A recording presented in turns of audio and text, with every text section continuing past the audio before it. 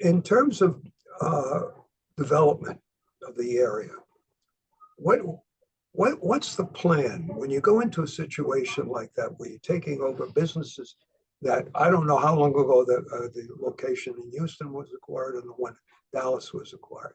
So not that we have to get into that, but I would think there has to be some sort of kind of significant reorganization. Is that a fact, or was something else going on?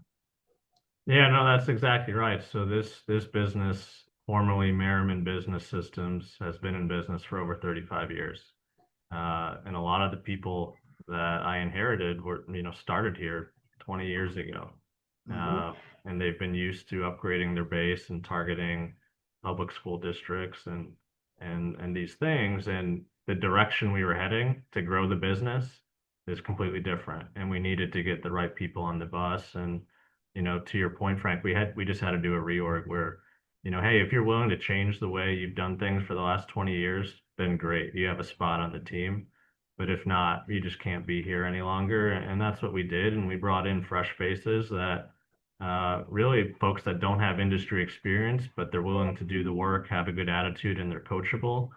You give me those traits and I'll take those people into battle any day over someone that has, the experience, right? So that's kind of the culture shift that we've experienced at Texas over the last 9 or so months since I've been here. Well, I have to commend you for that, because that's the perfect attitude to have when you're in a situation that you're placed in. You go into these older established dealers, you're absolutely right. Most of them have a way they've learned and the way they've done it, and they're slow to change. Yeah. One of the complaints that we're not, when we talk to dealers, we want to get a sense of really how the business is going. There's two issues that continually arise.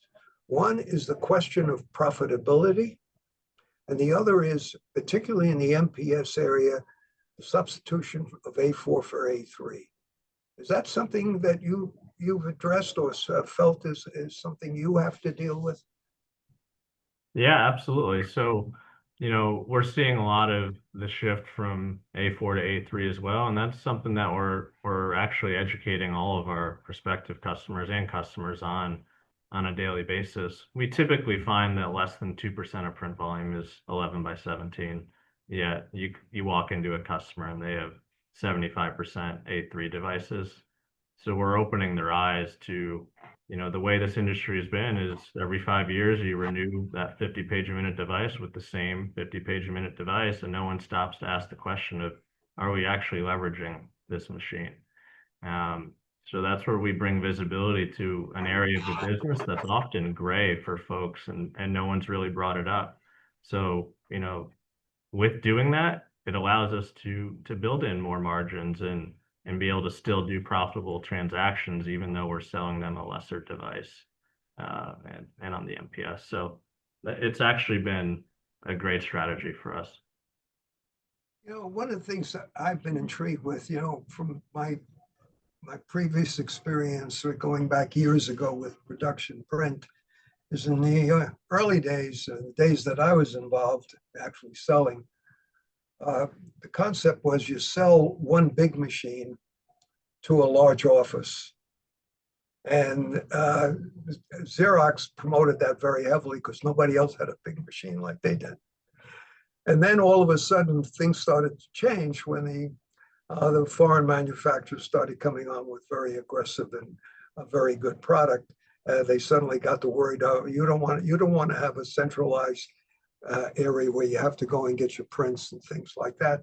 And they were more for they went into a very strong MPS mode themselves.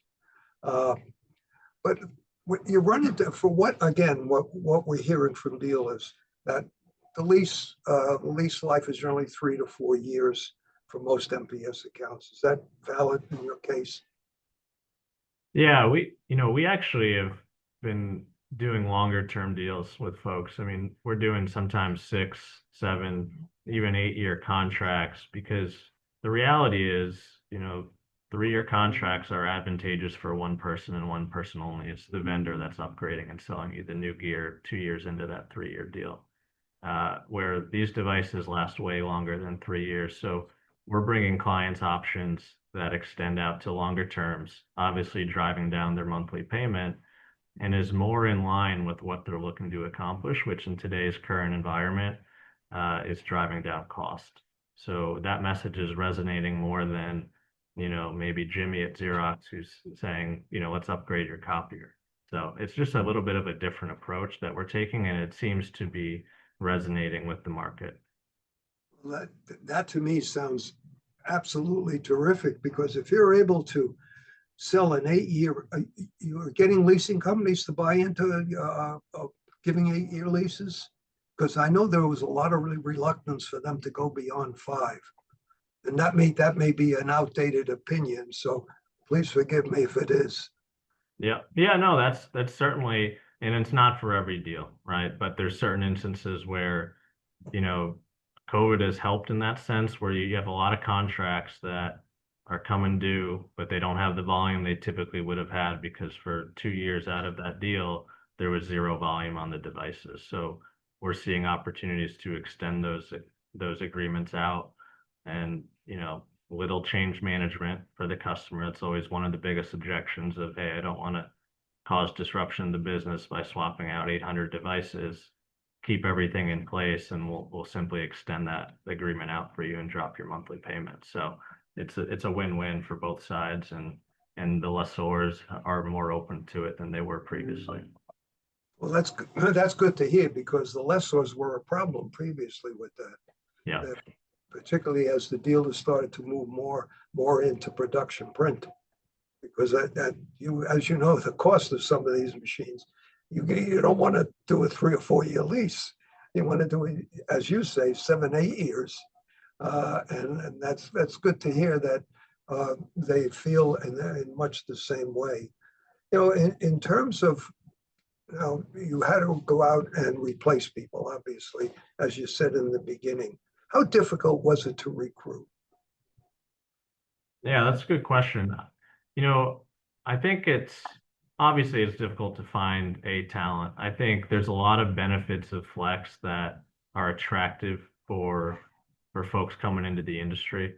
Our comp plan, number one, is probably one of the best and I've seen a bunch just through interviewing folks and speaking with them and colleagues in the industry. But I think more so than that, it's the opportunity. And I'm a great example of that. I came into this space with zero industry experience in 2018, was outside the business, and I went from sales rep to president of a business in 6.5 years. And, I replaced several people that had 30 years experience, and Frank put me in these jobs, not because I was the most qualified, because I produced the most results. And when you're talking to someone coming into an opportunity in a new job, that's what you want to hear. And I've had experience working at Fortune 500 companies where the only way I move up is if someone dies or retires. And, since I've gotten here, it's been you produce and you get opportunities. And I think that's one of the benefits of working for a fast growing private equity backed company, where the CEO believes in giving people opportunities if they deliver. And I've had the opportunity to, luckily promote other folks into VP and director level roles. So it's not only me sharing my experience, but they can talk to 4 or 5 other people that have had the same experience as me. And people like that. And they want to go to a company where they can make a difference, and then with that, get rewarded with career growth. So for me, it actually hasn't been as challenging, just because we have a really good story to tell here at Flex. That's very interesting, because one of the comments that is frequently made in our annual dealer survey, and we keep asking a similar question about the difficulties that dealers are experiencing, hiring and retention are almost at the top, never less than 2, maybe occasionally dip to 3 in a given year, but it's always very much on dealers' minds that they're not able to hire the way they want to. And even in retention, they're experiencing some negativity. So what you've just described is you're going against what current opinion is. So yeah, absolutely. And I think it probably has something to do with the types of people that we're bringing in, right? If you're bringing in an industry vet that is used to making a certain amount of money and used to flipping a certain amount of base each year, and you don't give them that opportunity, which is what we're not giving these folks that are coming in any of that. They don't get any customers. It's net new.